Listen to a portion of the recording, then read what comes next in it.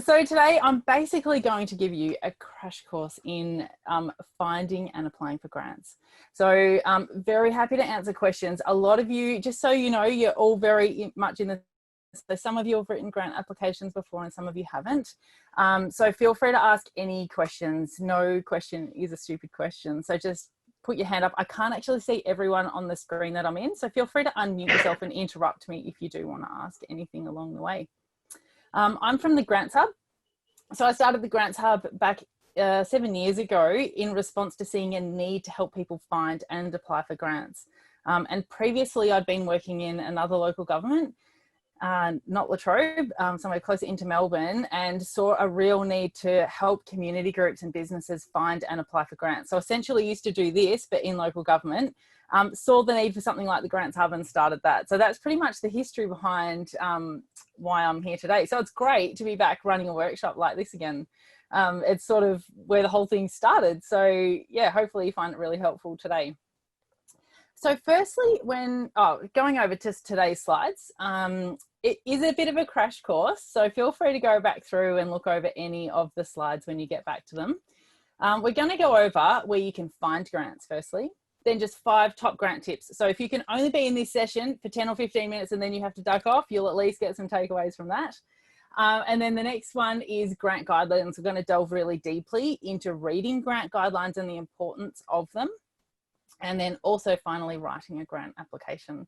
There's a big chunk of this session on grant guidelines because that is where so many people slip up. So it comes back to some very basic things, and I've got a very basic structure that you can all follow to set you up for the best grant success. But that really is where your grant success, I think, probably has one of the biggest chances of a yes or a no. So many people apply for grants when they're not eligible for them. So that's why we're going to spend a lot of time looking at grant guidelines today.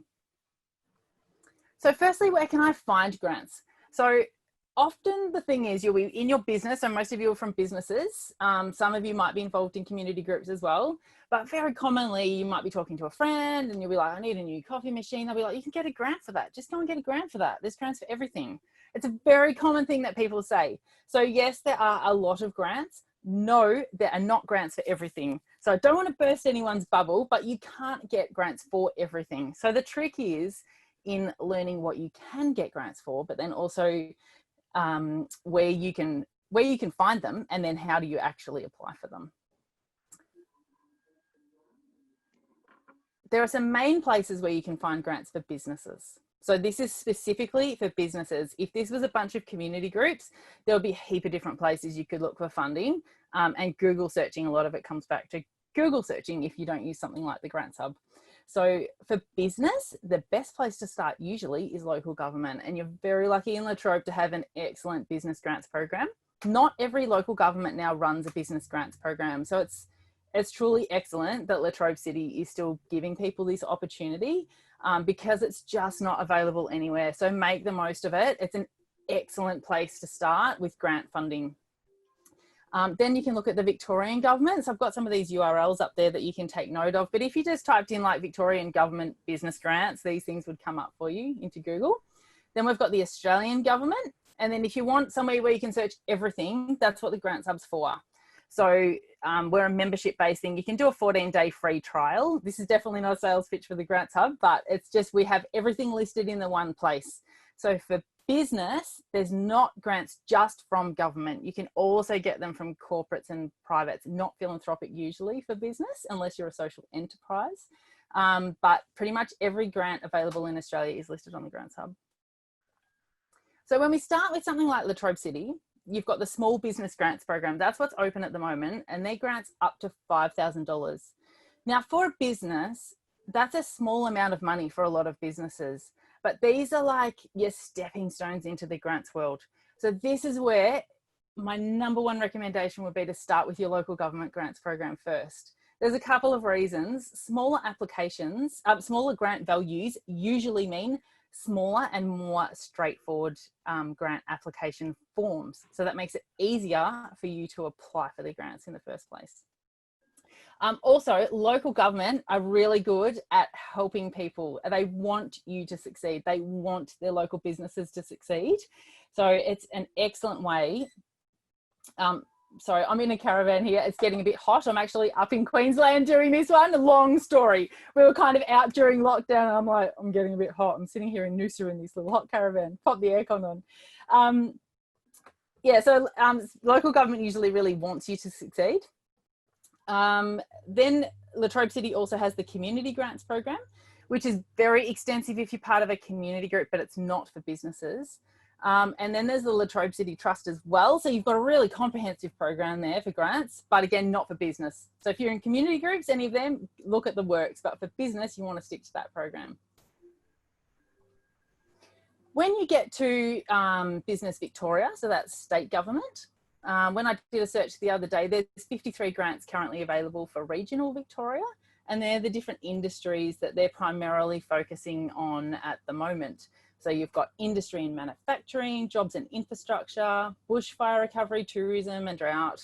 And it is primarily a COVID-19 focused program at the moment, which is a common story across grant programs in 2020.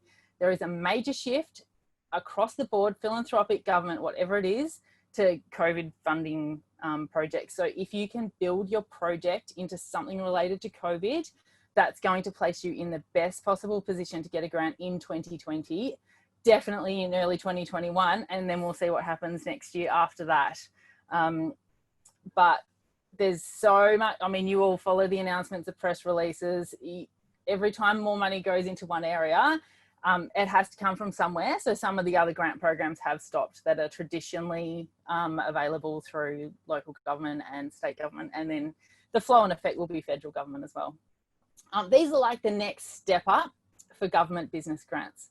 So I'd recommend you start with local government and then you go to state government. So there are more extensive grants program, but there's not a lot for really small business. There's nothing like a $5,000 grant, what's on offer from Latrobe City at the moment. They're bigger funding amounts, which means longer applications and more extensive monitoring and evaluation. So they're not an ideal place to start unless you want to outsource your grant writing or outsource your monitoring and evaluation that comes after you received grant funding. Has anyone here, I'm interested to know, applied for a state government business grant before and won one? Yeah. Yes, I have. That's awesome. Yeah, and you managed the funding and acquitted it all? Well, we're in the process still. That's great. And how have you found the process? Okay, a little bit crazy in that you can't go visit the IT provider because of COVID. Yeah, that makes it very tricky. Yep, it's a very different year for grant funding across the board. Yeah, I think, you know, we all know it's the year like no other year. So everything's a little bit topsy-turvy at the moment. Has anyone else applied for a state government grant? No, so that's a new world. So after you apply for your Latrobe City one, if you meet the eligibility requirements, then you can start looking at state government and some of these other ones. Next up, we have Australian government.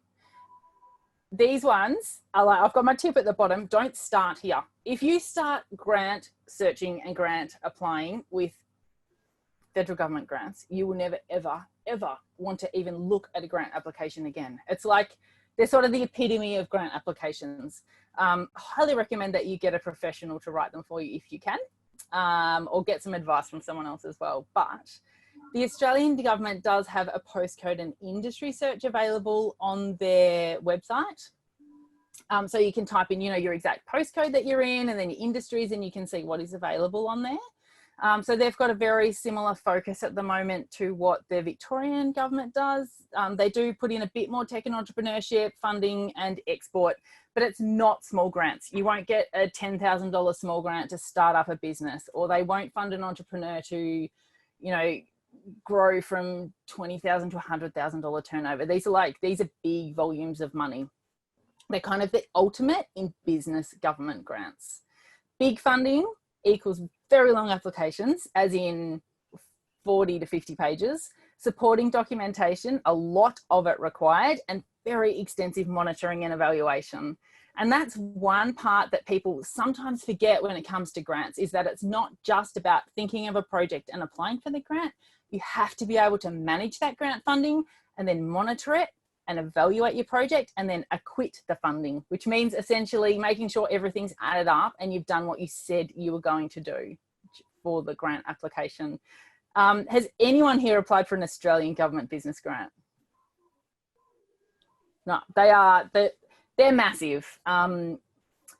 Yep, they're a lot of work, and they're amazing if you get one, and particularly if you're in some of those big industries.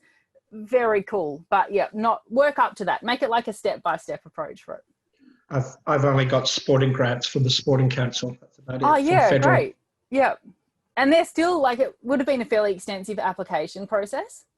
5 years ago, as it was, now it takes me 3 minutes, and I get 2,900 for every term at a school.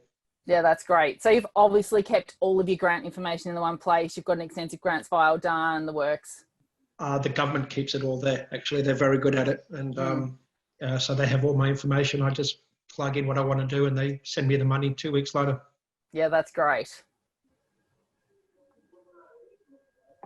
Sorry, I think there's some participants. I'll just let someone in.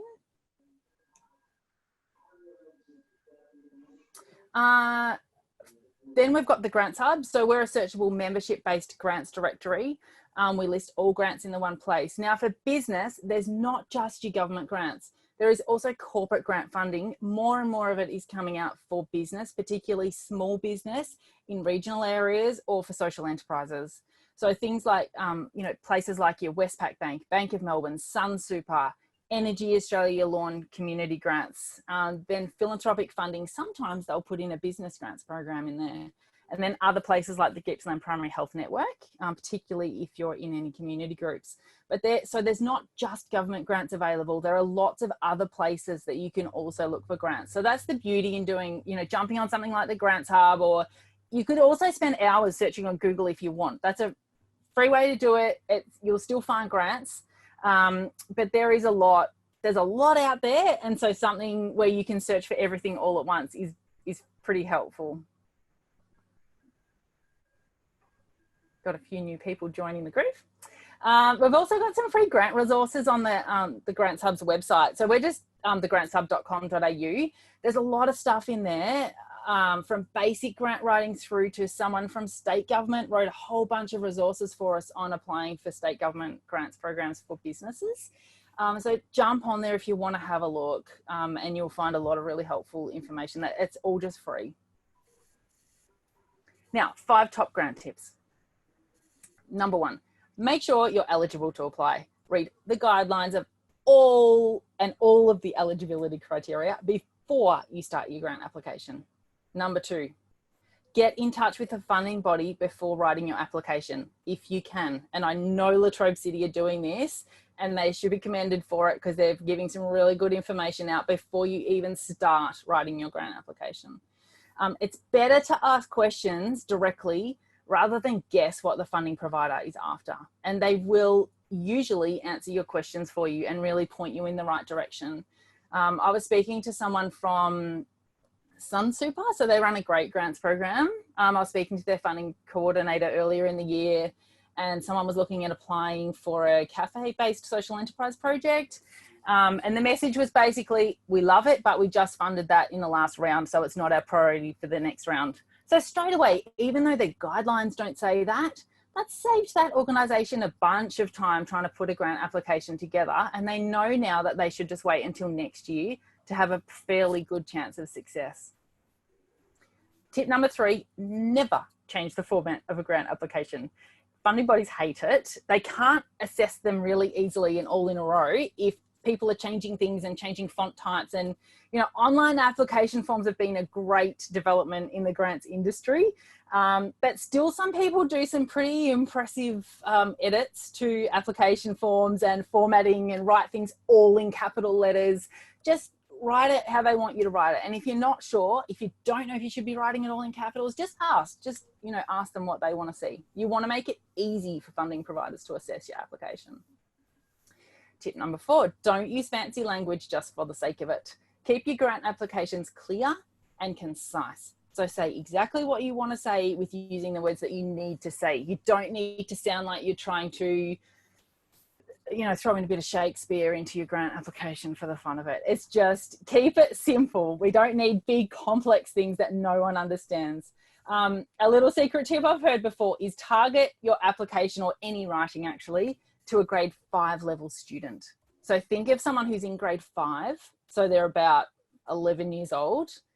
That's the sort of level that we often target grant applications at, or writing in general. So clearly some applications are very technical, but you want to break it down as clearly as you can. Don't assume that just because someone is assessing your application that they're going to understand what your rural infrastructure project is about. They might not even know half the words that you put in there. So make sure you're very clear. Tip number 5, make sure you answer every question. If you really don't think a question applies to you, write NA at a minimum. So at least they know that you've seen the application, that question, and you really don't think you need to answer it. Now let's look really deeply into grant guidelines. Now here are the reasons why grant guidelines. Number 1, it's a complete waste of time if you get partway or fully through an application and then realize that you're not eligible. You can save yourself a whole heap of time and money and resources if you read it first and realize that you're not eligible, and then you just don't worry about applying. If you're applying for a grant that you're not eligible for, you might as well have gone and sat down and had a coffee at your local baristas, because you won't get the grant. You've got to make sure you're eligible. Number 2, funding bodies can't fund applications that don't meet their criteria. It's not fair. It has to be a fair process from the funding body's perspective. So you've got to tick that one off. Number 3, submitting an ineligible application is a good way to frustrate funding bodies. You want to build relationships with your funding bodies, not annoy them. Funding bodies will often fund organisations time and time again as well. They're often not just like a one-off, you know, you get one grant and then you can never apply again. Often you will be able to reapply for different projects over time. So you want to keep your funding body on side and build that relationship with them. Now, when we come to understanding grant guidelines, it's like assessment weighting, acquittals, objectives, evaluations, evidence, community benefit. Like it just goes on and on and on and on and on. And people are just like, what the heck? Like I can't, it's too much. Like you look at all of that and you just think, I can't do it. So I'm going to break this down for you really clearly and give you a very clear structure that you can follow when you're going to start looking at grant guidelines.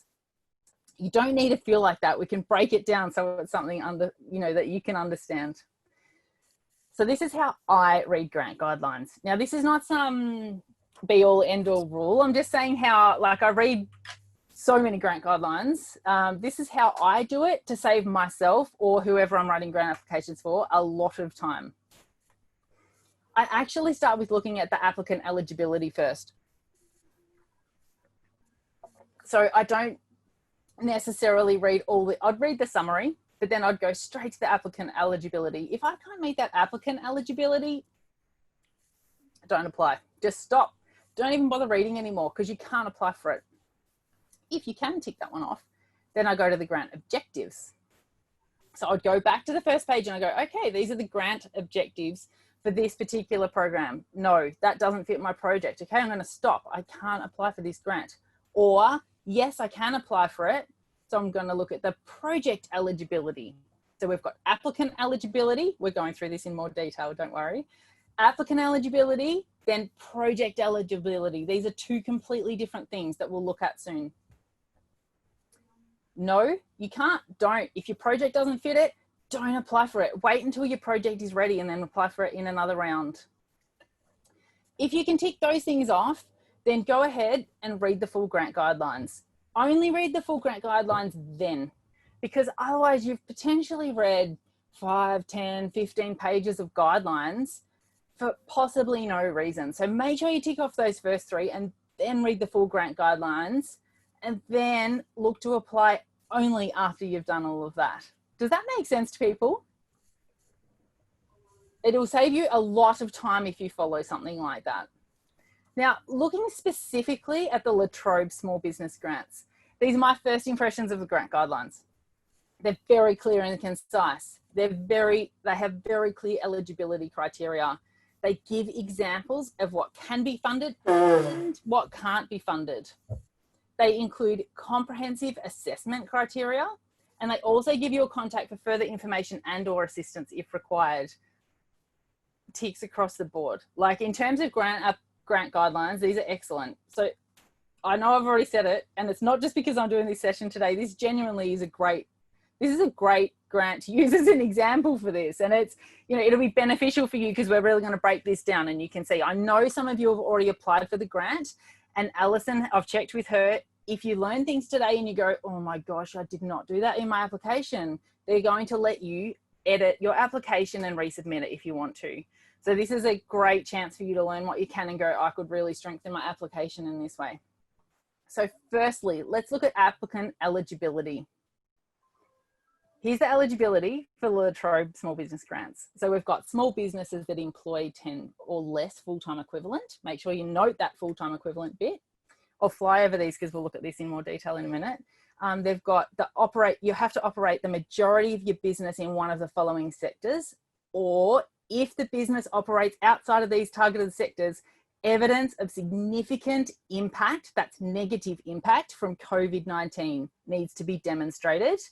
You have to do, and then the rest of it's fairly standard, like properly constituted legal entity, show how you've been impacted by the pandemic. So that's 2 references already to impact by the pandemic. This is a pretty good clue of what they want to see projects for. You have to have evidence that you've got approval from council. That's typical for all local government grants. You have to be free of debt. You have to hold professional indemnity insurance, and you have to be based within the municipality of La Trobe City. So you can tick all of those off. So let's look at it. These are the main points, right? I've just gone through and I've highlighted it. You can do this when you're reading grant guidelines. Go through and highlight the main bits. And we turn out that we've got this list here. So you have to employ 10 or less full-time equivalent or turnover less than $1 million.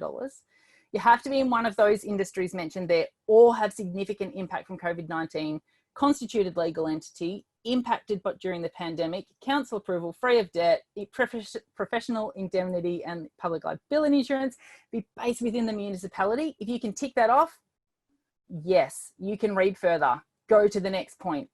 If you can't tick that off, no, this grant is not for you right now. Don't apply for it. Or go to the funding body and ask them questions if you're not sure about it. So then we get to grant objectives. You tick that one off. Yep, I can meet the eligibility, the applicant eligibility. We're going on to grant objectives. We're going to go through this same process for every step here. So the grant objectives for this grant are support existing small businesses who have been significantly impacted by COVID-19, encourage new investment that assists in creating and retaining jobs within small business, create on, sorry, some more people are jumping in. Am I back on the right screen again? You can still see the slides. Yep. Create ongoing benefits to La Trobe City community, support business that have clear direction and understanding of benefits for investment to be transparent, open and a well-governed process. In a particular hospital with regard to managing that infection. Just see if I can mute someone here. No. All good. So these are the parts that are the most important for the grant objectives. I've gone through again and highlighted it. It's a very methodical process. Grant applications are very methodical pieces of work to put together. So we've got, what was that? So are all these slides available at the end? Yeah, I can certainly send them out. I don't know, Alison, if you want to jump in. Yeah, so the presentation will be available on our website. It normally takes the IT department a couple of days to load it. Once it's loaded, I'll send all of the registered attendees an email to say that it's up, and then you can watch it at your own leisure later. Yeah, awesome. If it's helpful, I can email the actual slides probably to you, Alison, too, whatever works best. Yep, happy to do that. So we've got the grant objectives. This is the short list. Small businesses significantly impacted by COVID-19, creating and retaining jobs. There's a jobs focus on this. Ongoing benefits, clear direction of where you're going, understand benefits from your investment, and it's an opportunity for applicants to develop activities. Can you do this? Yes, my project does that. We'll read further. No, what are we going to say? No, we don't apply for this grant right now. Okay, we're going step by step. We're just breaking it down into this very simple process that you can follow. Project eligibility. This is, remember, project eligibility is different to applicant eligibility, and this is where you're going to see why. The first place you look for your project eligibility is in the grant program overview. So it's usually on the first 1 or 2 pages of grant guidelines. The applicant eligibility is about your actual like organization or business structure, location, that sort of thing. The project eligibility is what they want to fund for this particular round. So they're funding businesses, and the projects they want to fund are, we're about to look at it. So we've got eligible activities that assist in employment creation. We're seeing a job reference again, retention, new investment, and benefits to the community. And they've given you examples. It's awesome when funding providers do that. My only thing I would say is don't think that that's the only things that they will fund. So they've said these are examples of what they will fund through their small business program. Straight away you go, wow, I could do that marketing project. I could get my website redesigned. I could do this or this or this. Sometimes it might get you thinking and you go, oh, that's cool. I didn't know I was going to be able to apply for that in this grant. I'm going to build that into my project. But again, that's not the only things they'll fund. They're just giving you some examples. The second place to look is in the assessment criteria. They've given you very clear assessment criteria here with the weightings attached to it. So I'm going to go through this and we're going to highlight the main points here.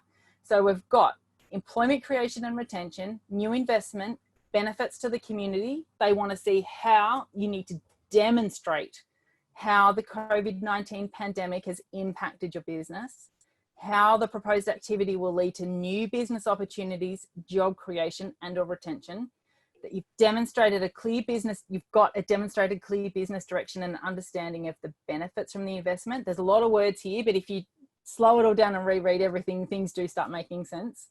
And you need to demonstrate how the community will benefit from the specific activity. We throw it all in our little list, we check it, we read further. You can't do it, you don't apply for it. Okay, so essentially you've just given yourself a pre-application checklist. You've checked off that you've got that right applicant eligibility. You can tick off the grant objectives. You can tick off the project eligibility. You can tick off that you've read the full grant guidelines, because you've gone and read the full grant guidelines after you've ticked off those other things. Now you can look to apply. Now, before you start applying, if you've got questions for your funding provider, this is a great time to ask them. So an example of a question could be, I see that you're going to fund website redesigns. Is that like, if I want to launch a new website, would you fund that? Or will you only fund a website redesign? So that's a great question to go and ask a funding provider, because straight away, they'll probably say yes or, yes or no. There's lots of other little clarifications you could get to. You could say, oh, my project's only going to create one job. Like, is that enough? Like, would that be enough to, you know, to get this grant? And they might say, well, if it's doubling your job creation, then yes, it is. I'm not answering these questions for Latrobe. This is not, I'm not from Latrobe City Council. I can't actually answer these questions for you. Alison and Erin can do that for you. I can't. I'm just giving you some examples. But this is when you can really get a lot of clarity on your whole project and what you're going to prepare for your grant application. So a lot of your hard work is actually done before you even start writing. Sometimes people skip over the whole pre-application bit. That's actually one of the most important parts of the whole process. Now we look at writing your grant application. Maybe start this on another day, because you probably like looked at all your guidelines and you go, oh, I need to take a break now. Like, I'm already tired from that. So start something like this when you're fresh. Grant writing basics. Now you will be able to take these slides. As I said, this is a crash course in grant writing and grant guidelines. Grant writing basics. This is like the bare minimum, the most essential, basic, fundamental things of grant writing. Answer every question. Every question, like every question. Don't assume the funding provider knows you.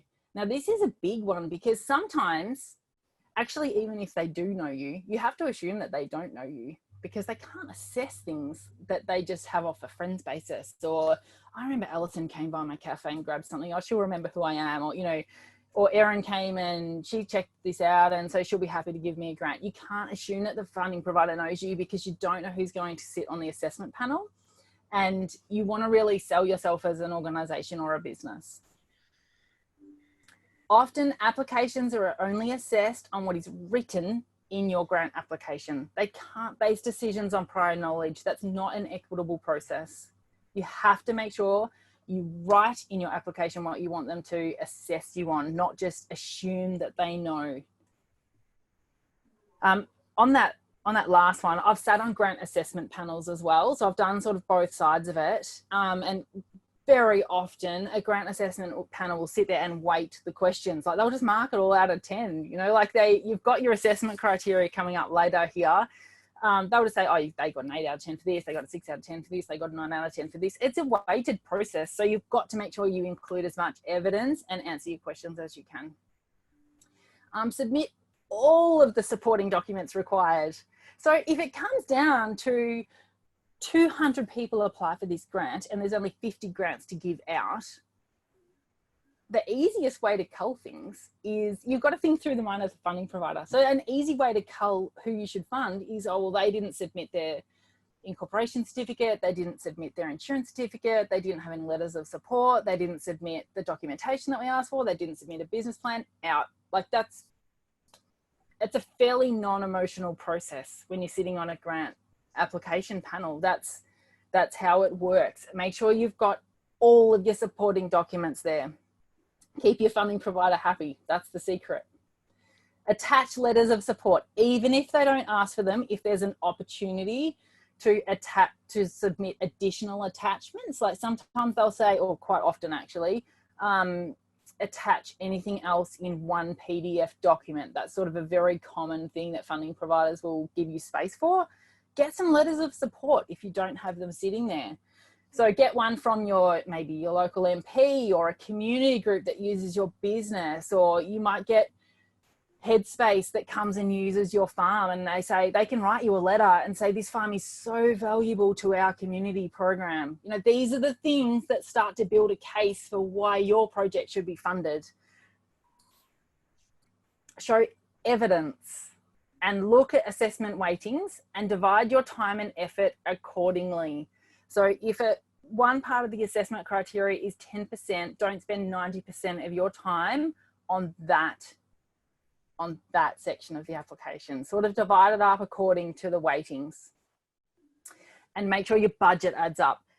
Lots and lots and lots of people come unstuck on that. So the income column and the expenditure column have to equal the same amount. One can't equal $5,000 and one equals $4,500. That doesn't add up.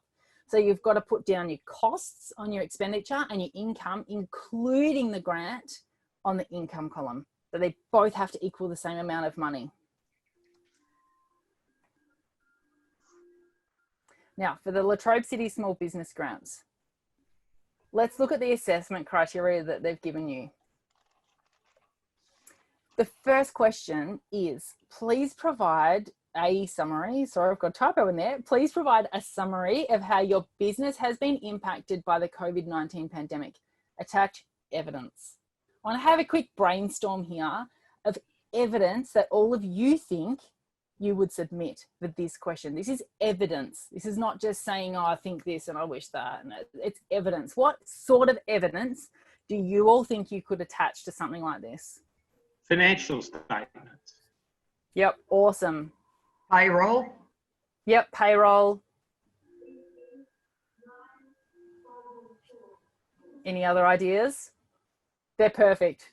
Those answers are perfect. You've got your accounting statements with your zero, show comparative month income. Like you might want to show July to July, like July 2020 compared to July 2019, sorry. Your reopening costs. So some businesses have closed and reopened and closed. You can show those costs. Loss of goods. So that can be written in. Your accountant should be writing in all of that sort of stuff into your bookkeeping. Utility bills. Maybe you haven't got all of your accounting statements ready yet for these months, but you might say, gee, my power bill is down because we were shut. Let's submit that. Let's submit everything we can. Social media posts announcing your closures or your reopening. Bank transactions, and also another great one that we don't sometimes think of is FPOS summary statements, which show transactions and or a reduced value per transaction. So customers previously might have been spending $90 on average, whereas now they're only spending $40 on average. So all of that builds a case to show how you've been negatively impacted by the COVID-19 pandemic. The next question, how will your proposed activity lead to new investment, job creation, and or retention? So we've got, you know, you could do draft position descriptions for who you want to employ if you get this grant. A budget line item showing a future increase in employee expenditure. That's where someone mentioned payroll. Perfect. Reference to another grant that you'll be able to apply for if you receive this funding from Latrobe City Council. That becomes like a co-contribution or a piggybacking. So you can use this grant to help you get another grant. So it's a good return on investment for Latrobe City Council to give you this grant. This is all the evidence. So it's not just talking about things, this is the evidence. You also need to talk about it. You also need to write about what you want to do and why. But this is the evidence that you can attach to support it. And this is what they're weighting your, you know, assessing your applications on. The next one is please provide an overview of your future business direction and where investment is required. Please attach your business plan to support your answer above. Now, most people, to be honest, would be just like, oh my gosh, like we don't have a business plan. Like so many people don't have business plans. So just don't stop there. Like so many people stop at that point. They'll do all this work on an application and then they get to this and they're just like, can't do it. Like I don't have a business plan. So you need to make sure that this is not what stops you submitting your application. You've done all this work to get here. So don't give up. Submit your business plan if you have one. But even if you do have one, you need to make sure your business plan addresses the need that you're requesting the funding for. So if your business plan says, you know, we're going to do this by the end of, you know, our plan for Christmas 2020 is X, Y, and Z, but then now in reality with everything that's happened this year, that's just not even feasible. Like you might have said, you know, your business plan might say you're going to run a major Christmas event with 5,000 people, you know, that's not going to happen this year. If you submit a business plan like that and you haven't addressed COVID, the business plan actually isn't supporting your application. So they want you to attach your business plan to support your answer. So your business plan, even if you already have a business plan, needs to support the project that you're applying for in this particular grant. Does that make sense? Yeah, so it's not like we rewrite a whole business plan, but you've got to make sure your business plan and your documentation is relevant for this exact program that you're writing for. If you don't have a business plan, write a quick business plan. They don't have to be complicated. It doesn't have to be this elaborate document that's 40 pages long. Just write a quick business plan, call Latrobe City Council and just go, I don't have a business plan. Like, how much information do you need here? You know, be open and honest. They're going to find that out anyway. That would be my recommendation. I would ring them and go, how much detail do you need to see in a business plan? For those of you who are in that position, keep in the back of your mind that quite a few people who are in this call or applying for this grant are probably rewriting parts of their business plan because of everything that's happened this year anyway. So, you know, it's not just like they've all got theirs sorted and I don't have mine sorted. You can, you know, you're all in a similar position this year with business plans in terms of the immense changes that we've seen. And then your final checks. So this is the last stage of the process before you get your grant. So double check your budget. Make sure that your income column adds up to your expenditure column. They both need to equal the same amount of money. And also, I might just add here, this grant is up to $5,000. That doesn't mean you have to have it $5,000 exactly. You can have it over that, but you only need $5,000 from Latrobe, or you could have it under that. It doesn't have to be just a $5,000 flat. double check that you've attached all requested documents. And after pressing submit, make sure you receive an email confirmation. So that usually comes through automatically. If for some reason you submit it and the next day you're like, I don't reckon I got a confirmation for that, make sure you follow it up. Like, just in case there was some glitch in the system, it happens every now and again. So just follow it up and check that your application has actually been submitted. Also, don't wait until the last second to submit your application. Don't wait until the last hour. So a lot of people try and submit their applications at the last minute. That's when the most tech glitches happen. But everyone in Australia with grant programs, it happens at the federal government level, state government, every single level. Every corporate funding program, application forms typically crash in the last hour. So don't do it. If you can get it in earlier, do that. It's going to save you all a lot of grief. Then save everything into a grants file. Like we heard earlier, sorry, I missed your name, who does the sports grants.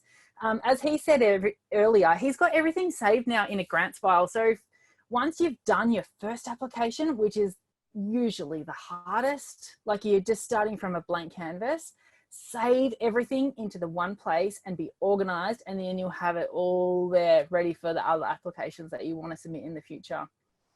And then save the assessment date in your calendar and stay tuned and wait to see if you've won the grant or if you haven't been lucky this time around. Now, if you didn't get the grant, don't give up. La Trobe City have got multiple rounds of this grant. So ask for feedback and ask if they would be open to receiving an application for you in the next round, or look at another opportunity. Maybe they'll say, this one doesn't, this one didn't meet this round for us. We couldn't provide a grant for whatever reason. We recommend you look somewhere else. Keep it for other funding opportunities that you want to look at. It might be a Sunsuper grant or a Westpac grant or a La Trobe City next year. It could be anything, but make sure you keep that stuff and don't give up in your grant search. If you do get it, congratulations. Like, it's awesome. Grant applications are a lot of work, but when you get them, they really can transform your organization or your business. They're an incredible cash injection that particularly at the moment can make a real change in business. So make the most of it. Manage your grant funding really well. Keep your receipts. Keep in good contact with your grants coordinator, like the grants program manager, and find out how you need to acquit your funding and what you need to submit after you've received the grant. Make sure you do all of that, because then in future years you might be eligible for another one again from the same funding body. It's a great way to keep developing relationships with that funder. So that's all I've got. All the slides are. There's your massive crash course in grants in about 50 minutes. If you do want to get in touch with me, if you feel free, my email is jessie@thegrantsHub.com.au. We've got social pages and things like that. But I'll turn this screen sharing off and hand back over to Alison. I'm very happy to answer any questions that anyone might have as well. There's a lot to learn with grants, but it is a very exciting space to be in as well, with huge potential. Great. So while we've got very knowledgeable Jessie here, does anyone have any questions for her with regards to our grant program or just grants in general? We're thinking of getting a business up next year. So is the COVID going to be part of it? Because if we're starting a business, I'm not sure if COVID will be part of the application that we'd have to send in. Yeah, so the current grant program that's running is for existing businesses. So if your business hasn't yet started, then this one wouldn't be applicable. But we can have a look to see if there's other ones which could assist you, or other support which could assist you. So I'll make a note of your details and I'll be in contact with you after the session. Thank you, Alison.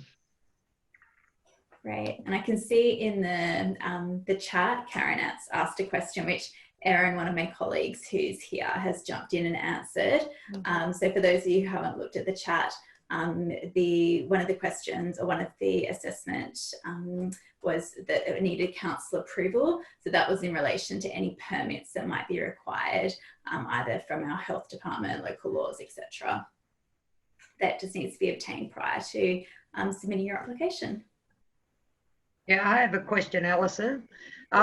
I work for a small business, and he's actually going gangbusters during this time. So Right. yeah, which is really good. But obviously, the current grants at the moment are only if you're losing money, not if you're wanting to expand your business because you're growing. Yeah, predominantly we're looking for businesses who have been negatively impacted by COVID. But once again, I'll get your details. I've got them on the attendees list, and we'll have a chat about what else could be available for you. Thank you. Thanks. I can't speak for La Trobe, obviously, but just grants in general, there's just a massive COVID focus this year. This is not a permanent thing we'll see in grant funding. At the start of the year, it was all bushfires. Like, believe it or not, that was in 2020. Like, it feels like a lifetime ago. So the first quarter of this year, nearly all funding went to bushfires. Then now nearly all funding's gone to COVID for the last 6 months. So we'll see that trend continuing, obviously, for the foreseeable future for Victoria. Nationally, I'm not a predictor of the future, but if I had to guess, we'll start to see things settle down a little bit nationally early next year. Even like I'm in Queensland at the moment, and things are really settling down here a lot more in terms of grant funding for business as well. So I'd say we'll see that flow on effect as things start to settle down in Victoria. Great. So does anyone else have any other questions at all? Nope. Well, fantastic. Thanks. So we'll wrap it up here. So thanks, Jessie. That was great. That was a really thorough introduction on how to apply for grants. And I hope that everyone took something away from that. As Jessie mentioned, if you have already submitted an application for the La Trobe City Council Small Grants Program and you wish to make any amendments to it, please contact Erin or myself prior to the Friday before it closes, and we'll be able to reopen your application and allow you to make amendments and resubmit prior to the closing date for round one. And as Jessie also mentioned, if you have any questions prior to submitting your application in general, please contact Erin or myself. So in terms of our webinar series, as we mentioned at the start, this is part of a series, and we are conducting another one in 2 weeks' time. The next session will be hosted by Rob at Pathfinder Law, and the topic is Introduction to Small Business and Law. So that one's quite applicable to some of the startups or concept business owners that we have here. So thanks once again, and I hope everyone found that beneficial, and have a great afternoon.